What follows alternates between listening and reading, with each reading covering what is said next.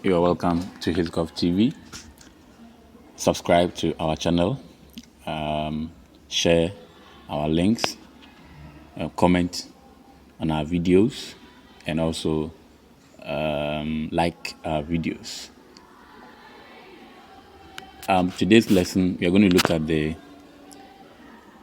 reasons for Busia's landslide victory in the 1969 general election in Ghana. So you recall in our previous lesson or video, we did look at the outcome of the 1969 election, which ushered the country into the Second Republic. And we did notice that the CPP was banned in taking part in contesting that election.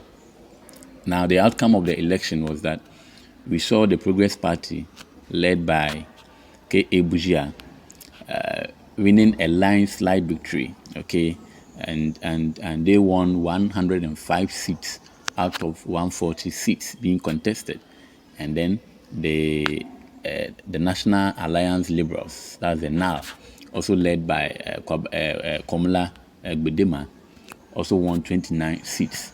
And so it is very clear that in that election, it was mainly between the PP, the Progress Party, and Gbedemah's party, the NAL. And so we will look at why Busia was able to win over Gbedemah. Okay, even though we've known Gbedemah to be part of the CPP campaign for Kwame Nkrumah in 1951 election, being the finance minister. And so basically we are going to look at why the PP or Busia was able to triumph over Gbedemah. And that's basically what we're going to look at, why Busia won that landslide victory. Before we begin, let me explain this term. When we say landslide, we mean huge margin, winning with a huge margin, and that is what we term as landslide. And so when you look at the number of seats, 140, and Progress Party or Busia alone winning 105, you know, he won almost 92 or so percent of the total seats. So why did that happen?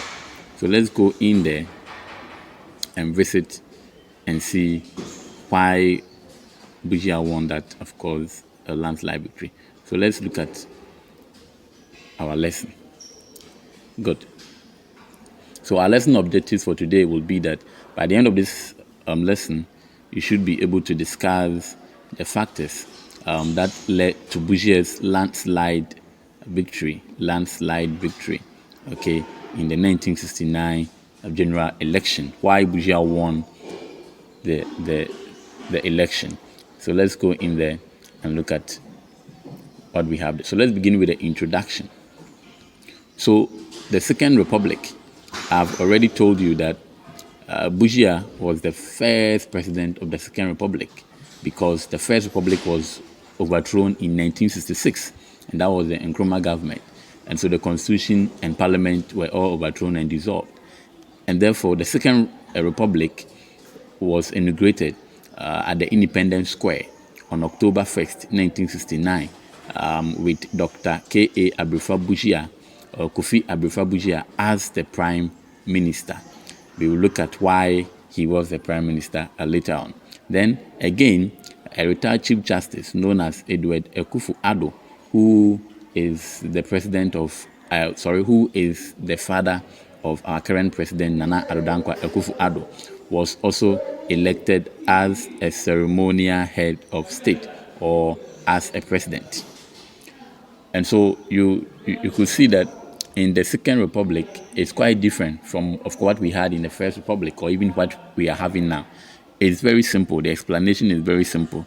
The 1969 Constitution, which was drafted by Edward Akufo-Addo himself, I guess, he was part of the committee, a 15 or 16 member committee set up to draft the Constitution. It provided, or that Constitution provided for a ceremonial president as heads of states, and also a prime minister who was to be the chief executive officer.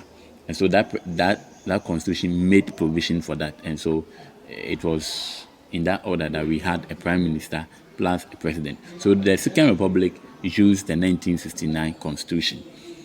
And this man you see on your shots at the top here is K.A Busia, and then the man down here, nobody should tell you, is Edward Akufo Addo. Good. So let's move on to the reasons why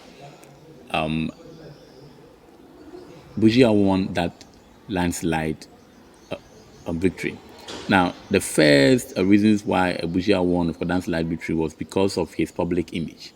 Busia was well known throughout the whole country, the length and breadth of the country.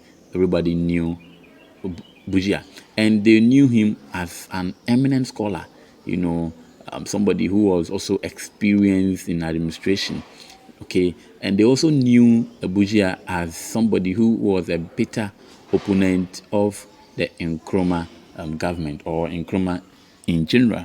And so he was known for this. So everybody knew him. He was part of the independence struggle movement. So people knew him. Now his popularity even grew, larger during the course of the election. All right, in the course of the election, during the campaign, his popularity even grew larger. Now, Gbedemah, on the other side, who posed a threat to Busia, was also well known throughout the whole country. However, he was known to be closely associated with the Nkrumah and the CPP, of course, government. Okay, and this was Gbedemah's handicap. This was Gbedemah's weakness. Weakness because, don't forget, the CPP, in the mind of the electorate, was not going to be allowed, or was, because of what had happened, the electorate will not want CPP to come back. And so Gbedemah, coming with the CPP background, people naturally were not willing to vote for him. Okay, and there were also a widespread rumor, propaganda, I may call it, a widespread rumor that if Gbedemah is to win the election, he was going to be disqualified, even if he won the election. And this, I think, was a propaganda by the PP to stop people from, voting for Gbedemah.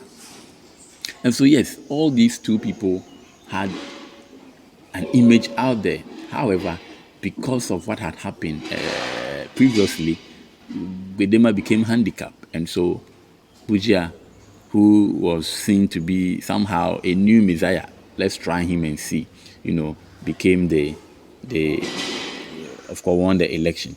Again, when we look at another factor that also led to the Busia's, of course, landslide victory, was the Progress Party's popular image. The Progress Party was the most popular political party among all the political parties that contested for the 1969 election. All the parties that contested for the 1969 election were mainly new parties. Even though the PP was also a new party, but people associated the PP, in the minds of the people associated the PP with the United Party, which had contested in the 1951 election and lost, and also the National Liberation Movement, which was formed in Asante by Bafo Osei Akoto. And so in the minds of people, even though the Progress Party was somehow new, but people identified that party with the previous parties which had contested election, unlike the other ones. Okay, now on the other side, that Gbedemah's party, people, was seen by some journalists, propaganda journalists wrote that the now was actually a CPP revisited, and therefore I'm sure there was a propaganda going on in the society, or in the country, or among the electorate, that when you vote for Gbedemah, you are voting for CPP. And at this time, CPP had become an anatomy, all right? Had become, people didn't like the CPP in general. And so when this was going up, we realized that Gbedemah was going to be affected, and that was going to decrease his chances of winning the election. Okay? And so the popular image of the Progress Party again also was possible because all the other political parties were just insignificant, parties, and so there was no need for any fear. The next decisive factor that led Busia to win the 1959 election was the ethnic factor. At that time, the country was divided into 9 regions, and today we have more than 9. Now, out of these 9, 5 were predominantly Akan-speaking regions. So Asante, the Bron, Ahafo, Central, Eastern, Western region. Now, one of them, the other 4, one of them was for Accra, which were the Ga people. Another one was for the Ewe, which was for the Volta area. Then 2 were from the Upper West, Upper West, Upper East, that's the northern regions. They were the Moli Dagbani people. And so out of the 5, you realize that don't forget that the PP party was also identified, or people or their Akans identified themselves with the Progress Party, mainly because most of their founders or the founders of such parties were all from the Akan, Akan background. Ekufuado, Abrifa, JB Dankwa, and all of that were all from Akan background.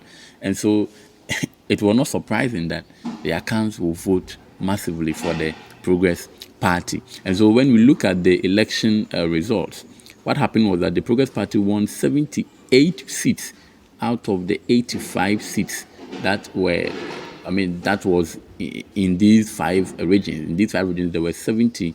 In these 5 regions, there were 85 seats, and the PP won 78 of them, and that should tell you why. Now, they now won only 4 of those parties, and then the other parties won what? 2.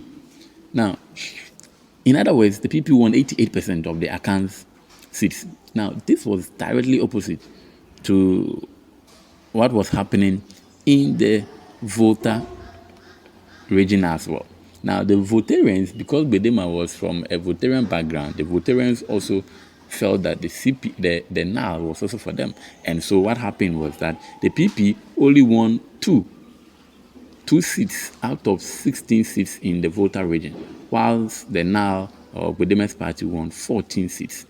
And this ethnic factor still play a major role in our politics today. And so it will be very, very impossible for NDC to win in Ashanti region. Ashantis identify themselves with the NPP, and therefore it will be difficult for NDC to win in Ashanti region. The same way it will be difficult for NPP to also win in the Volta region, because the Voltarians also identify themselves with the NDC party. And so these ethnic factors are still playing a bigger role, and the politicians are also riding on that, and this is not good. I don't think it is good for our democracy. I don't think so. It is not good for our democracy.